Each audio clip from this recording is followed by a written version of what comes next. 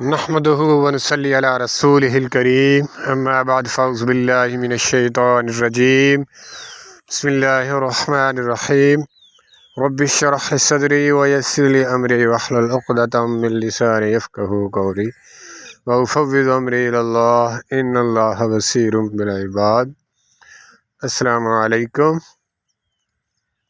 بات کریں گے آج جناب سرکار حضرت امام احمد بن حنبل۔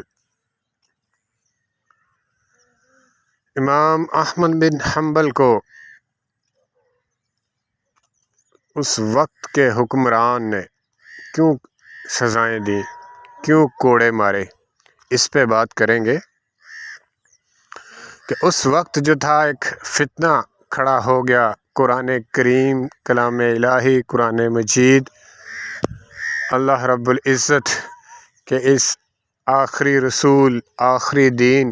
اور آخری یہ کتاب جو نبی کریم صلی اللہ علیہ وآلہ وسلم پر نازل ہوئی، اس پہ انہوں نے یہ جو منافق لوگ، گمراہ لوگ، صراط مستقیم کو بھلائے ہوئے، صراط مستقیم سے ہٹے ہوئے لوگوں کا جو کام تھا، نبی کریم صلی اللہ علیہ وسلم کے دور میں بھی یہودی نصرانی، ان کے وہ بھی طرح طرح کے سازشیں، فتنے اور اہل اسلام میں، مومنین میں وہ وسوسے اور اپنی جو ہے نا وہ ڈفرنٹ طرح سے شرارتیں اور حرکتیں وہ کرتے رہتے تھے۔ تو یہ بھی ایک اسی سلسلے کی ایک جو کڑی کہ اس وقت کے علماؤں کو، اس وقت کے مولویوں کو، اس وقت کے خطیبوں کو، اس وقت کے مفسر، مفتی،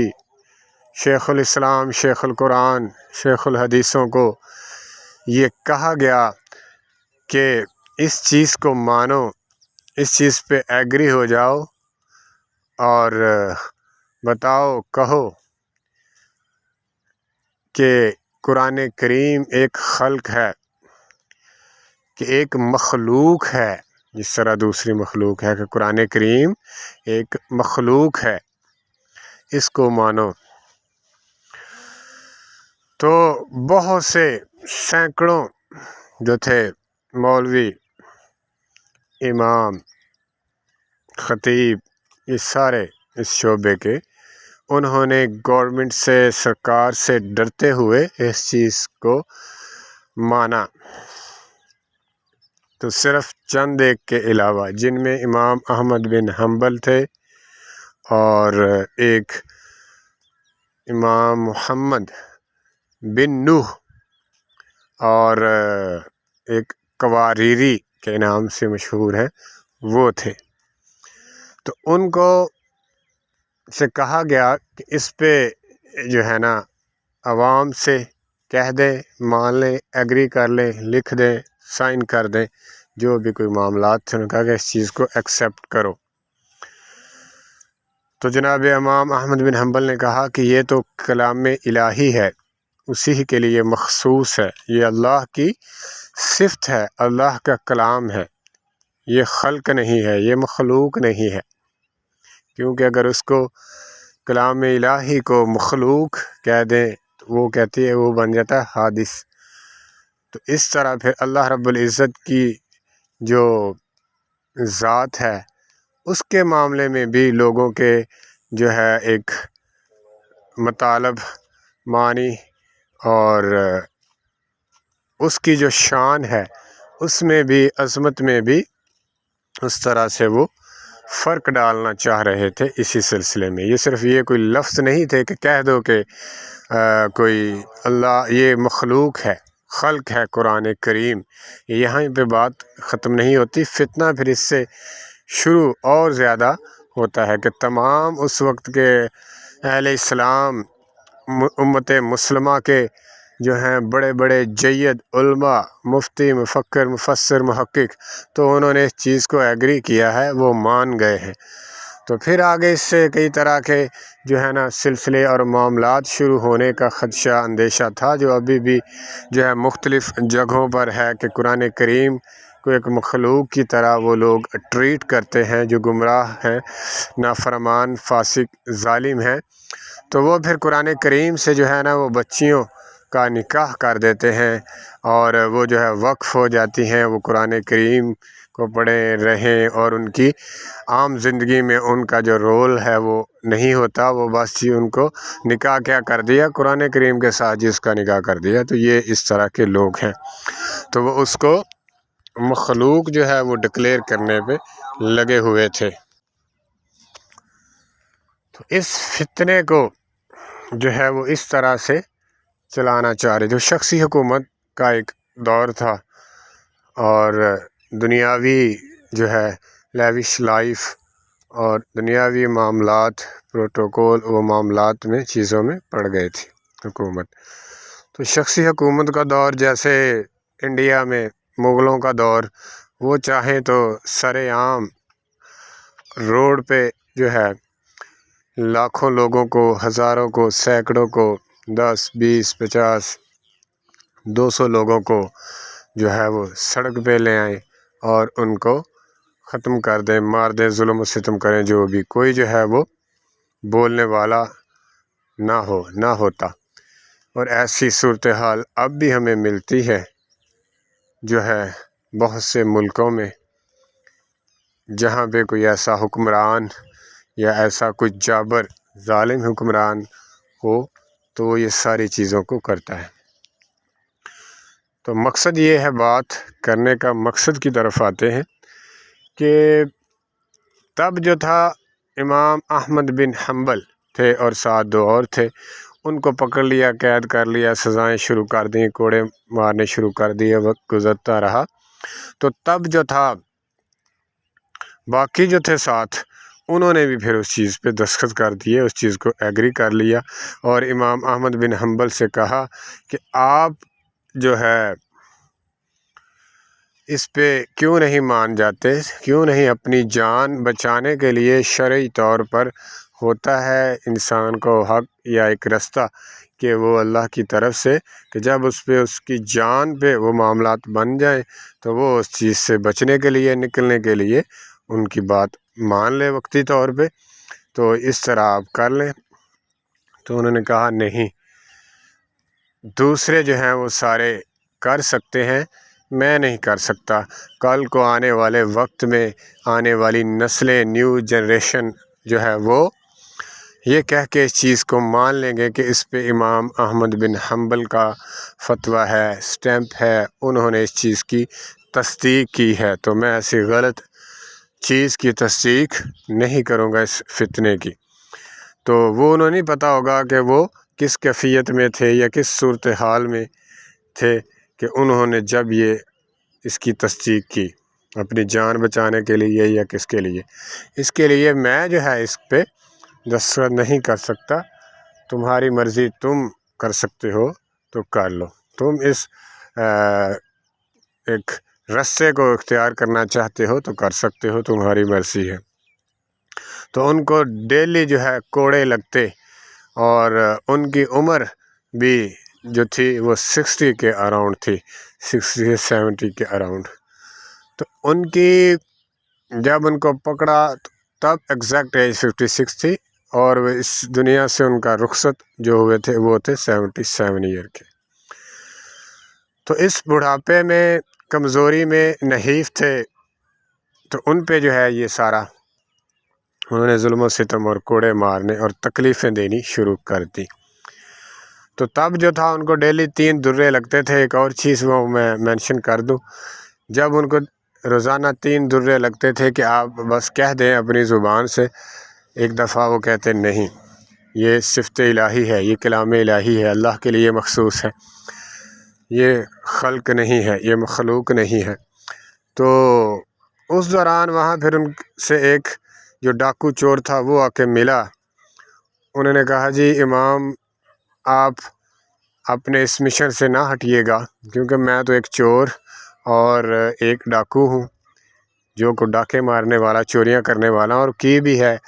وہ روزانہ مجھے 5 درے مارتے ہیں کہ تم مانو، اس چیز کو قبول کرو۔ تو میں اس چیز کو نہیں مانتا، جب کہ ایک غلط کام کر کے جو ہے اس چیز کو میں نے کیا بھی ہوا ہے وہ بھی زبان پہ نہیں لاتا۔ ان کی 5 دروں سے آپ کو 3 درے لگتے ہیں، تو آپ ہرگز بھی یہ بات نہ مانیے گا۔ امام احمد بن حنبل کہتے ہیں کہ ساری باتیں، ساری دلیلیں ایک طرف، جتنا مجھے جو ہے اس کی بات سے ایک قوت، حوصلہ اور طاقت ملی اس چور اور ڈاکو کی بات سے۔ تو یہ تھا۔ پھر ایک دن ان کو جو ہے دربار میں لایا گیا، تب بھی جو ہے اس دربار میں بڑے بڑے علماء، مولوی، بڑے بڑے ان کے جناب کلے پہنے ہوئے، ٹوپیاں لی ہوئی اور بڑا زرق برق لباس پہنا، جو کہ اسی وقت کے بادشاہ سے جو ہے وہ ڈر کے اس کو خوش کرنے کے لیے بجائے اللہ کو، تو اس کو خوش کرنے کے لیے، اپنی جان بچانے کے لیے، پھر وہ امام احمد بن حنبل کو جب لایا جاتا تو پھر ان کو بھی شرم آتی کہ یہ بوڑھے ہو کے جو ہے وہ اپنے حق پہ ڈٹے ہوئے ہیں۔ تب جب ان کو باندھا ہوا تھا تو ان کا ایک ایسے کرامت کا ظہور ہوا کہ جب ان کے بازو باندھے ہوئے تھے تو نیچے ان کا تہبند، ہزار بند جس کو کہتے ہیں تہبند، وہ جو ہے تھا وہ گرنے لگا تھا۔ چونکہ ہاتھ ان کے بندھے ہوئے تھے تو ان کو فیل ہوا، محسوس ہو گیا، تو وہ باندھ تو سکتے نہیں، اپنے ہاتھ فری نہیں ہے، تو انہوں نے اپنی نظر، اپنا سر جو ہے اوپر اٹھایا اللہ رب العزت کی طرف اور اپنا میسج دیا۔ وہ ڈیفرنٹ جو ہیں بتانے والے، ڈیفرنٹ اپنی زبان میں بتاتے ہیں۔ وہ کہتا ہے کہ انہوں نے اللہ سے کہا، ہے اللہ میری عزت تو ہی بچا، محفوظ رکھ، تو ستر میرا ننگا ہونے سے تو بچا۔ تو پیر نصیر الدین نصیر یہاں پہ کہتے ہیں کہ انہوں نے نظر اٹھائی اللہ کی طرف اور کہا کہ اب اے میرے مولا، میں تیرے رستے پہ، حق پہ ہوں، تو مجھے اب ان دنیا والوں کے پاس کے سامنے ننگا کرے گا کیا؟ تو تب جو ہے وہ غائب سے، زمین سے ایک ہاتھ نمودار ہوا۔ وہ کس کا بھی ہاتھ تھا؟ اللہ کے عظمت تھی اس کی شان کے مطابق، اس کے معاملات، کہ پھر اوزار بند جو تھا وہ اس کا بن گیا۔ اب سوچا جائے، یہاں پہ میرے ذہن میں آیا کہ ان کی اتنی مدد ہو سکتی ہے کہ وہ ان کا ستر جو ہے وہ ننگا نہ ہو، کپڑے ان کے جو ہیں وہ رہیں، باپردہ وہ رہیں، تو ان کی مدد بھی ہو سکتی تھی، چھڑایا بھی جا سکتا تھا، سارا کچھ ہو سکتا تھا، لیکن نہیں۔ اللہ رب العزت جو ہے وہ بتاتا ہے دنیا کو کہ میرے جو بندے، میرے جو توکل کرتے ہیں، جو نیک ہیں، تو وہ اس طرح سے جو ہے وہ پرفارم کرتے ہیں۔ جب وقت آتا ہے تو وہ چاہے ان کی جسمانی حالت کیسی بھی ہو، تو وہ اللہ رب العزت کے حضور ہر حال میں اپنی قربانی، اپنا سیکریفائس اور حق پر ڈٹے رہتے ہیں، باطل سے نہیں ڈرتے، چاہے وہ کتنا بڑا ہو، کوئی حکمران ہو، کوئی جو مرضی بلا ہو، وہ اس سے نہیں ڈرتے۔ تو آج ہمارے کیا حالات ہیں؟ تو اب بھی ہر دور میں ہی ہوتے ہیں علماء، مفسر، محقق، سارے کتابیں لکھنے والے، کتابیں بیچنے والے، باتیں کرنے والے، اور دین کے نام پہ عزتیں جو ہے وہ بٹورنے والے، چندے بٹورنے والے، ٹھیک ہے، جائیدادیں بنانے والے، گھروں کو بنانے والے،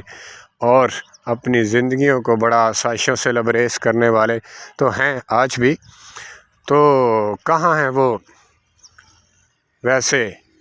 علماء، ویسے محقق، ویسے محدث؟ کہاں چلے گئے؟ اب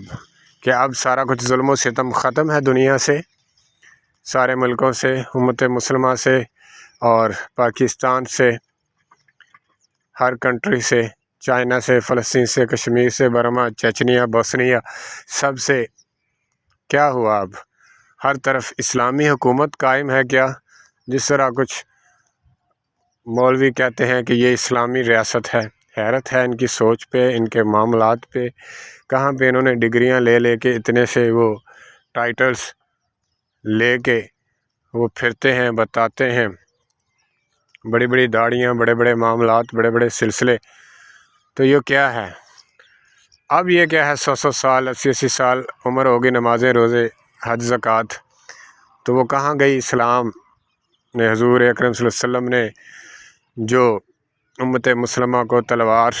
اور جہاد اور حکمرانی کے لیے، غلبہ اسلام کے لیے، اللہ کا قانون نافذ کرنے کے لیے جو ہے ایک رسے پہ لگایا تھا، کہاں ہے وہ رسہ؟ کہاں کھو گئے سارے؟ کن معاملات میں پڑ گئے؟ اتنی محبت اپنی زندگی سے، عارضی زندگی سے، مال سے، دنیا سے، یہ کس معاملوں میں ہم چلے گئے ہیں؟ تو ہمیں یہ سوچنے کی ضرورت ہے کہ جب کوئی حق پہ ہوتا ہے تو اس پہ آزمائش اور مشکلات تو آتی ہیں، تو اب کیوں نہیں آتی ہم پہ اور اس امت پہ؟ تو اسی لیے تو ہم جو ہے مصیبتوں میں، تاریکیوں میں، تکلیفوں میں، مشکلات میں اور بد امنیوں میں پڑے ہوئے ہیں کہ ہم نام پہ جو ہے فرداً انفرادی طور پر مسلمان، بڑے اچھے نیک حاجی جو ہے وہ کہتے ہیں کہ ہوں، اور اندر سے وہ ایک پورے دنیا دار، لالچی، خود غرض، وہ والے معاملات ہیں ہمارے۔ اللہ رب العزت ہمیں سمجھ کی توفیق عطا فرمائے۔ جزاک اللہ۔